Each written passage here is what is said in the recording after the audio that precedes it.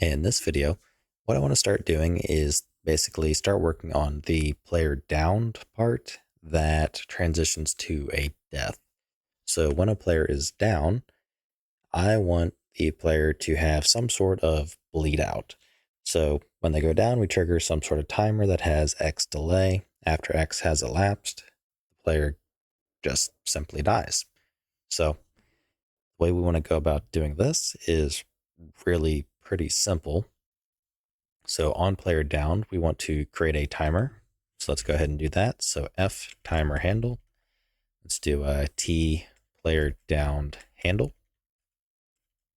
Get world timer manager. Set timer, T player downed handle. And I'm just going to make a lambda passing in this and the player state.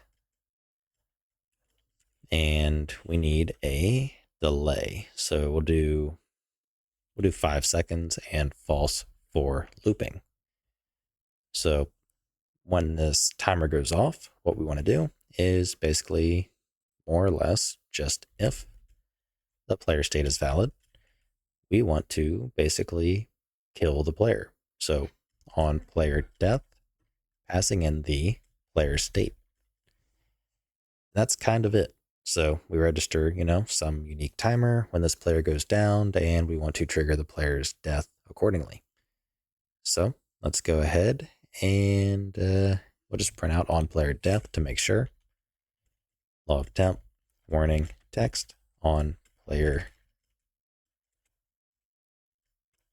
death,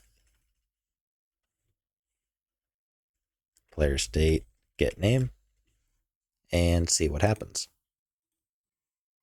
Okay, once we are back in the editor, I'm playing with 2 clients as a listen server. So let's give this a try. And I apologize for the spam. That needs to be fixed. So let's go down by double pressing G on the client. And we should have our print after about 5 seconds, which we do. And the player ragdolled. So, yeah, that's about it. So I can still turn, which actually looks kind of funny on the other perspective. But basically, once we get to this point, we want to start spectating. So this is actually pretty easy to do. Okay, so we have some issue in the anim instance with the equipment component. So line 270. So we'll come back to that and see if we have a similar issue. I have a feeling it has to do maybe something with being in an active ragdoll state, but I'm not too sure. So we can remove the log. And what we want to do is start working on the, the spectator state. So like I mentioned, dirt simple. Let's go ahead and grab our player controller from the player state. So player state, get player controller. And there's something called a view.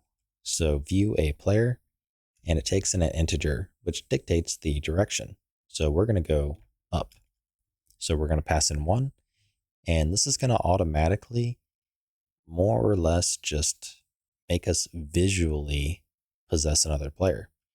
So the way we can do this is when this player is in this state, we can be notified in our own custom player controller and allow the player to basically just have no inputs other than cycling through either the next or the previous player. So that way they can, pick and choose who they want to spectate. But that'll again be done later. So let's try it again. So double press G, we go down, wait our certain amount of time, and we should die like so. And now you can see I am spectating. So the left is the spectator. You can tell because the camera has that nauseating roll. And we can see everything working like it should, just through our normal replication.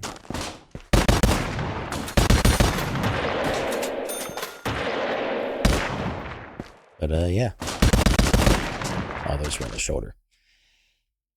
So that's, okay, so we have another crash here. So let's see. Yep, same thing. So line 270. But yeah, here we have our spectator set up. And yeah, there's really not much else to do in that regard. There are some things that we have to do, such as if we are in this down state and we get revived, we need to clear this timer. So that way it never runs. So that's something we have to take into account. Or we can just check and see, okay, does the player still have the downed tag? And ultimately that would be easier because the only way I can think of to really kind of reference this timer handle to clear it would be some sort of map in the header. So the map could have a key of the player state and a value of the timer handle. And whenever you go through and, revive the player, it just looks for that player state that was just revived. And if it has that handle, then it clears it. And I don't really want to do any of that. So what I'd rather check is here, if this is the case right here. So if the player state is valid, let's grab the ability system component from it. Wrong button. Where did I go? I'm right here. And in this case, we want to get the owned gameplay tags. So let's do a player, we'll just call it player tags. So F gameplay tag container, player tags, and if the player tags dot has tag of tag state downed, then we want to trigger the player death. So that's kind of the general idea. I do actually foresee a bug with this. I'm going to add a comment. So if downed, immediately revived, then downed again, first timer will complete before second timer, making revive time short or shorter. So I'm going to add this as a comment, and that's something, yeah, I think we are going to have to handle later on. But for now, this is a good to go, and I'm actually going to copy that in the to-do list. But anyways, I digress, and I will see you in the next video where we kind of go through, and I actually want to fix this crash because it is quite annoying. So I'll see you in the next one.